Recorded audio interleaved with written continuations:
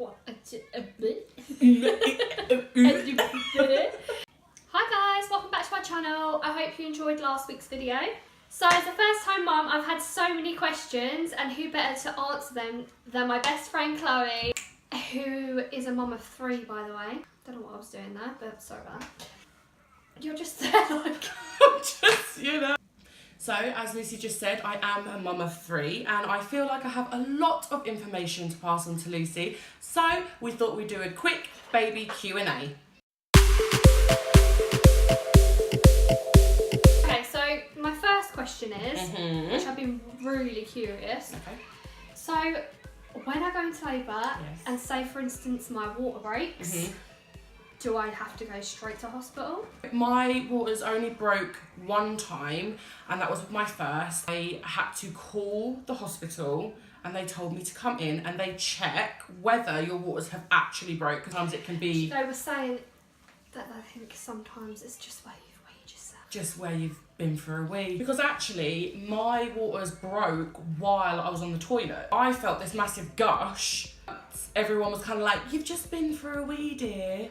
So I was in the hospital for about 2 hours walking around with a pad on, and they can apparently tell whether your waters have broken.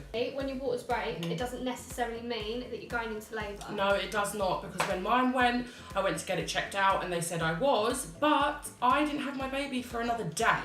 But the reason they like to check you is because if it goes on for too long, you can get an infection. So it's always best, if you think you have or you think you haven't, just go get yourself checked out.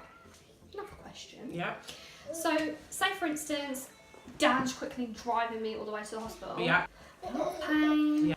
Contractions are flowing. Oh, they're flowing. Do they put you in your own room, or do you like... I waited so long at home, which is what they like you to do. And when I got there, I was quite far gone, so they put me straight into a suite. But I believe if you are not so far gone, you either go on the ward or the triage until you are closer to delivery, so that they can free up the rooms for people. See it though, don't you, on telly, and they're like in their own rooms for Yeah. like hours. Which I think in the big like birthing hospitals, they can accommodate more people, they have more rooms. It just depends on what hospital you go to, I guess. Who knows? Next question. So this one, I've done like a lot of research myself. In labour, so many people use different like ways to cope with the pain. I really researched it when I was pregnant. I got it into my head that I was going to do no screaming, no swearing, and that just went out of the window because you are in that moment and it's like bad words, right? But I did try really hard to conserve my energy, count, breathe. It did work. Yeah. I got to 8 centimetres and then it all just flew out the window. It was like, no. And gas and air is great. In there. Always great. How many people did you have with you? I had 2. I had my mum and my stepdad, Ali. Oh, yeah, and Al. Ali didn't make it to the first birth, so... He's gonna kill us. Yeah, I had 2. I think you're only allowed 2. I feel like you should have 3. Like in America, you can have literally as many people as you good. want because you get these massive suites. Just to have a massive party while someone else is pushing. What I would like as well, can you have music in there? Yeah. It was great. I think it really does relax you when you pick your own music. I think so. Yeah. We need to do that. For sure. Question. Yeah. I've decided I want to breastfeed. Anyone come around to help you latch them on?